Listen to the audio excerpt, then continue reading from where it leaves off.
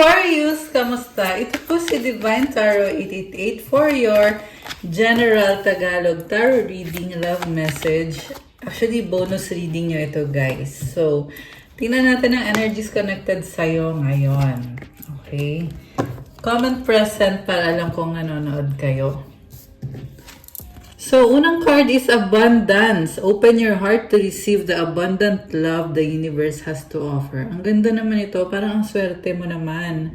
Magaan ang pakiramdam mo kasi umaapaw yung mga blessings sa love and ganun din sa finances mo. Connection. Love is the bridge connecting souls. Cherish those connections. So, Aquarius, napaka-magnetic mo ngayon. Avoid settling for less than you deserve in love. Okay, anong nangyari? The X, healing from past heartbreak takes time. Be patient with yourself. So, malungkot ka kasi may past person na nasaktan ka nitong past person na to.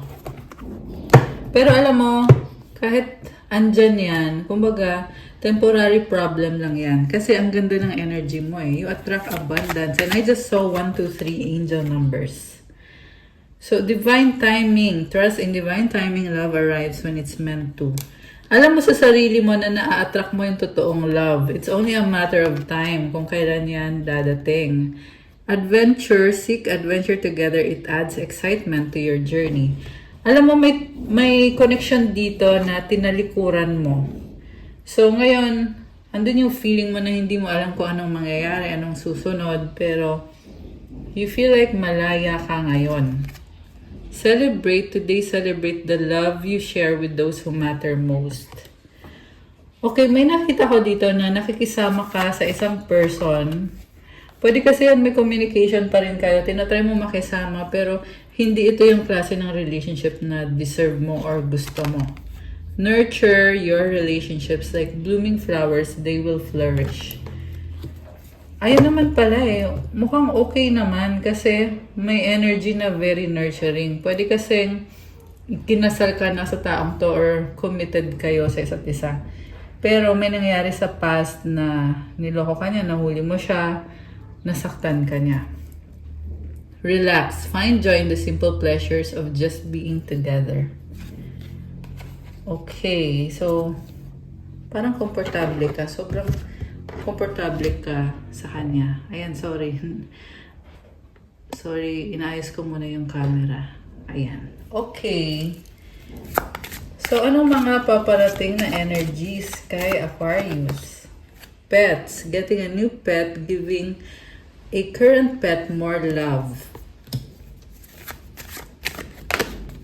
Intuition, the red flags you ignore now will come back to bite later. Challenges, make a decision, work on inner healing. Someone is in the middle, someone is trying to sabotage this. So, meron dito, nafe-feel mo yun na may someone else sa eksena.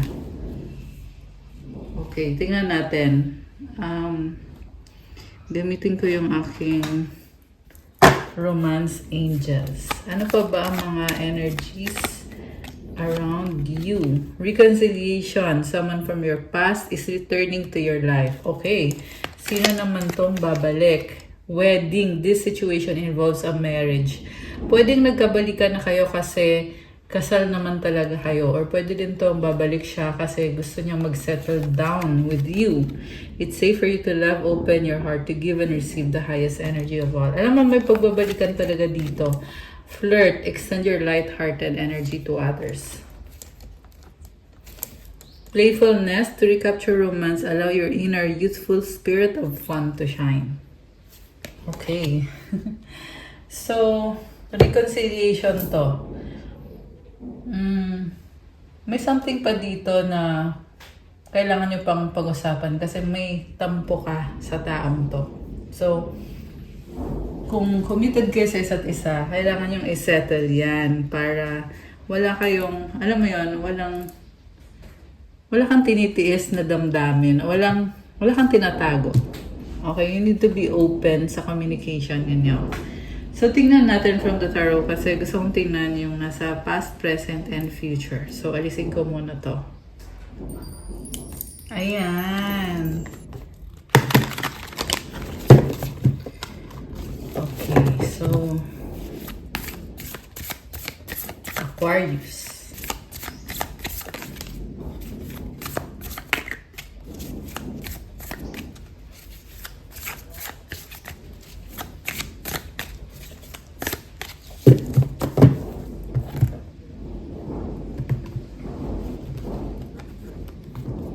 Okay. Ace of Swords. Bagong idea. Oh my gosh. Queen of Swords. Pinaiyak ka nitong taong to ah. Pagod ka na. Nine of Wands. Oh my gosh. The Lovers. Grabe. Ace of Wands sa bottom of the deck. Alam mo, Aquarius, I feel like it's time na prioritize mo naman ang sarili mo kasi pagod ka na. Minahal mo siya ng tama, nagpakatotoo ka lang. Soulmate mo din kasi tong taong to or twin flame mo siya. Pero, still, kahit na magaan yung loob mo sa kanya, you still need to set boundaries para sa sarili mo. Yung iba sa inyo guys, pwedeng binlock mo na to kasi nga pagod ka na. And, well, kahit naman binlock mo na siya, nakita ko dito, nasasaktan ka pa rin. So, remember na hindi po ito sa lahat magre-resonate, okay? General reading po ito. Kung gusto nyo ng one-on-one na reading, private reading na po yun. Pero if ever sakali na sa'yo mag-resonate to, comment nyo dyan, okay? So, alam mo,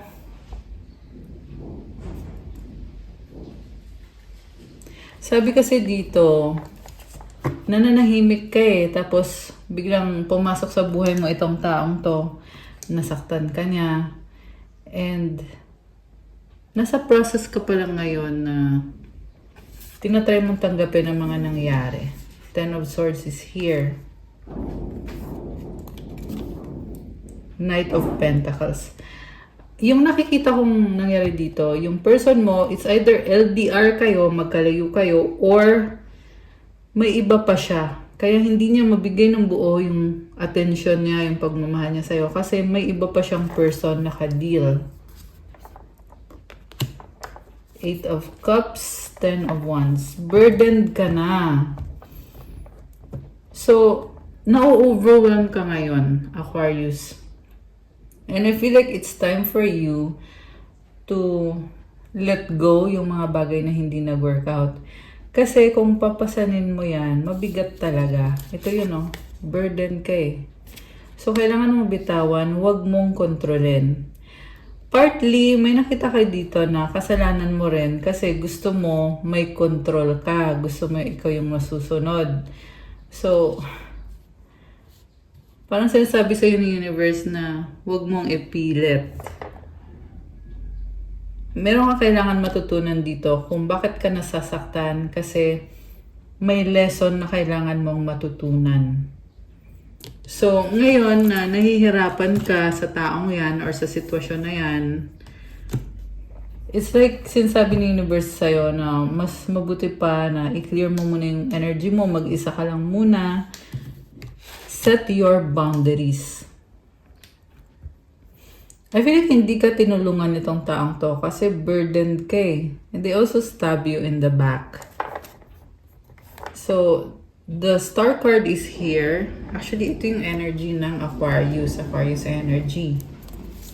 With the moon. Wow, star moon. So, maayos mo naman yung sarili mo. Medyo na-overwhelm ka lang talaga. Tsaka, masyado ka ding seryoso ngayon. Intense din kasi yung emosyon mo eh. So, King of Pentacles. Mas nag-focus ka sa finances mo, stability, and career. Okay.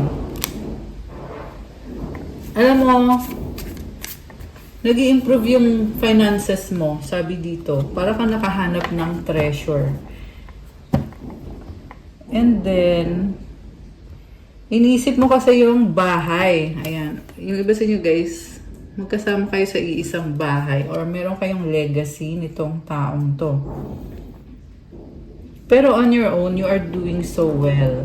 Six of Pentacles. Alam mo, iniisip mo dito, puro pera. Paano mo babalansehin? Merong accountant ata dito. Comment nga kayo, guys. Two of Swords. Fear. Four of Cups and the Two of Cups. Alam mo, sabi dito, hindi ka na masaya, pero tinitiis mo na lang. Baka yung kadin mong person ay foreigner yan or totally magkaiba kayo ng ugali, kaya kailangan mong magtiis. And also, magkaibigan kayo eh. So, tinatry mo siyang unawain kahit alam mo na hindi kayo compatible or magkaiba kayo ng ugali. Page of Wands is here. So, ano tong Page of Wands? May bagong energy. Five of Wands. The Hangman. Oh my gosh. Judgment. Alam mo, sabi dito, mukhang nadadown ka kasi nagkagulo kayo, nagka-conflict kayo at nag-away kayo, may sagutan. May mga nasabi na sobrang sakit. Tower. Grabe naman to. Ano nangyari dito, guys? May pag-aaway. May nag-aaway. Meron din nag-uusap-usap. So, mukhang nahusgahan ka or pinag-usapan ka at kaya kayo nagka-conflict kasi hindi mo to matotolerate. Eight of Pentacles. Nagtitiis ka lang talaga. Alam mo, sabi dito, you are a creator, magician, and the Queen of Pentacles. Kayang-kaya mong sarili mo. So, one thing na hindi nila pwedeng tanggalin sa'yo is you have this ability to create your dream life na kahit anong paninira ang gawin nila sa'yo, sobra kang stable. Three of Cups. Six of Wands. Sunod-sunod yung victory and success. Temperance. Wow. Ang ganda ng energy mo dito. Magaling ka mag-manage. And you have this Emperor energy. You are a risk taker, an action taker. So, yan ang nagdadala ng success. O, diba? Kasunod yung Sun card, Seven of Pentacles. Alam mo, may improvement sa finances mo. Talagang umuusad yung finances mo. Kaya magpatuloy ka lang. Kasi, unti-unti na din natutupad yung pangarap mo. Although hindi madali ito. It's like you're taking a risk. Meron mga business owner dito. Naghihintay ka ng blessing. Nakawalan ka ng pag-asa. Pero alam mo sa sarili mo na kung ilalaban mo, talagang kaya mo. Kailangan mo lang maging mahaba ang pasensya mo, maparaan ka. Sabi dito, strong ka at be more optimistic kasi you attract abundance with this Empress card. Hindi madali mga bagay-bagay. Minsan nanghihina ka, pero lumalaban ka pa rin dahil kailangan. Kaya ka sinuswerte kasi lumalaban ka pa rin, palaban ka, patuloy ka lang, strong ka. There is celebration and a new beginning para sa'yo. You have inner strength. Gaganda lalo yung energy mo. At may travel, may happiness, and merong lugar na wag mo na daw puntahan kasi mabigat yung energy. Okay? So, okay, meron mahilig sa mga craft.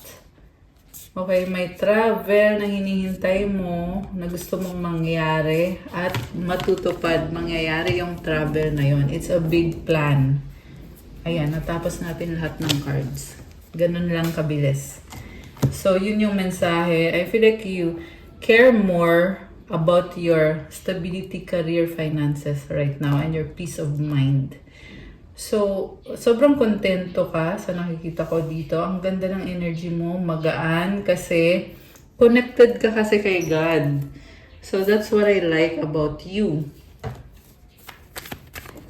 Optimistic ka din kahit may nangyari sa'yo na hindi maganda, pero siguro nga dahil sa bumagsak ka, kaya ikaw ngayon ay bumabangon. Salve Regina, this is Mama Mary. Unicorn, kakaiba ka, wala kang katulad. Spiritual warrior, so magdasal ka lang kasi binibless ka lalo.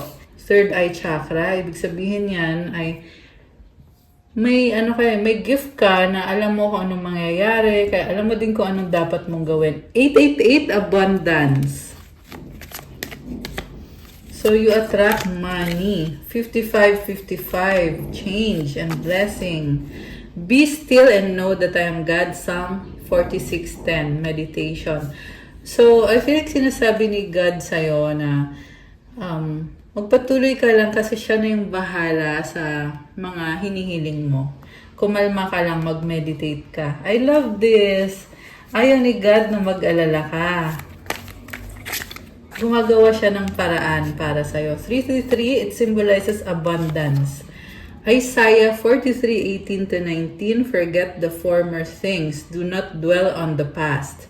See, I am doing a new thing. Now it springs up. Do you not perceive it? Hindi mo daw ba nakakita yung bagong blessing na ibinigay niya sa'yo? Kung ano yung nakaraan, tapos na yun, wag mo nang lingonin, hayaan mo na.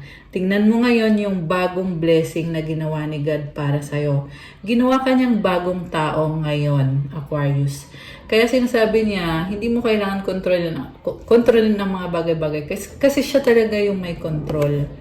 I am making a way in the wilderness and streams in the wasteland. Gumagawa ako ng paraan kahit sa tingin mo ay wala nang magagawa. Pero si God ay talagang gumagawa ng paraan para sa'yo. Napakalalim ng message today. This is about transformation, relying on yourself, and trusting in God. You are very strong. I love it. Grabe. Hindi basta-basta yung pinagdaanan mo. Okay, doubt. Offering all to the divine doesn't mean negativity never arises, but you can say, free me from this prison of doubt.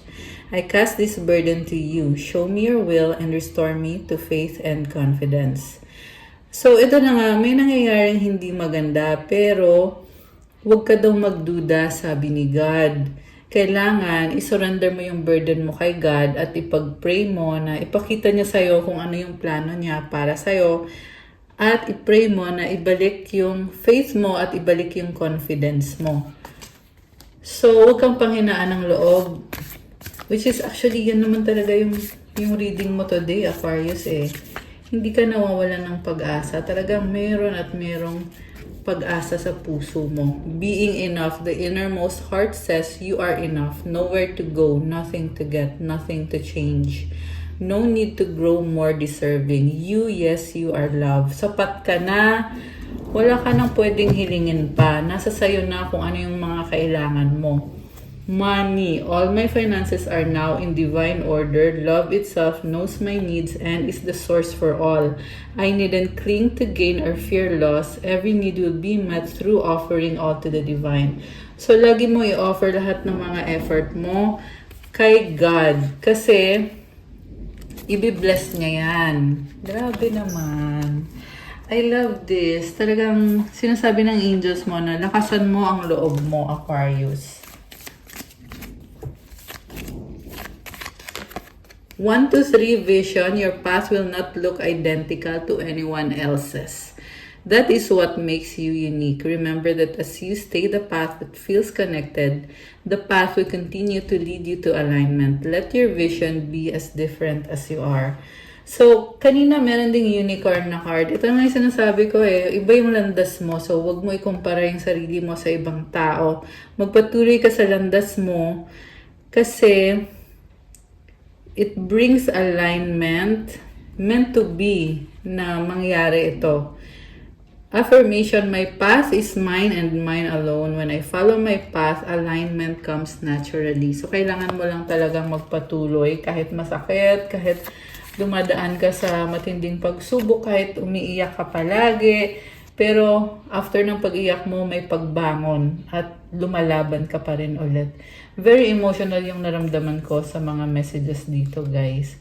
And indeed, you are a spiritual warrior. Kaya yung dasal mo or yung mga prayers na ginagawa mo, kailangan mo lang yan ipagpatuloy at huwag kang mag-alala kasi talagang may kapalit na blessings, lalo na sa finances mo. Reflection 666, when you allow time for reflection, you allow yourself to see where inner shifts are needed. It's time for you to look at your beliefs and ask, is this serving me or is it time for me to release this? Reflect, refocus, and readjust. Affirmation, as I refocus on what serves my highest good, I feel myself shift into my highest self. So, kailangan ng pagbabago. May mga bagay ka rin na kailangan baguhin sa sarili mo. At okay lang yon. Ang mahalaga, nasa process ka na. So, mag-reflect ka, mag-focus ka ulit at mag-adjust ka ulit. Ayan. Okay guys, that's all for your bonus reading, Aquarius. Please like, comment, subscribe, hit the notification bell. Let me know kung sa'yo ba nag-resonate ito. Kung kailangan nyo ng gabay, pwede kayong magpa-private reading. It's a one-on-one session through video call. Message nyo ko sa Viber or sa WhatsApp. Nasa description box po yung contact details ko. I-click nyo po dyan at mag-message kayo sa Viber or sa WhatsApp. Thank you and I'll see you again soon. I love you, Aquarius. Have a good day. God bless you all. Stay safe and see you soon. Bye!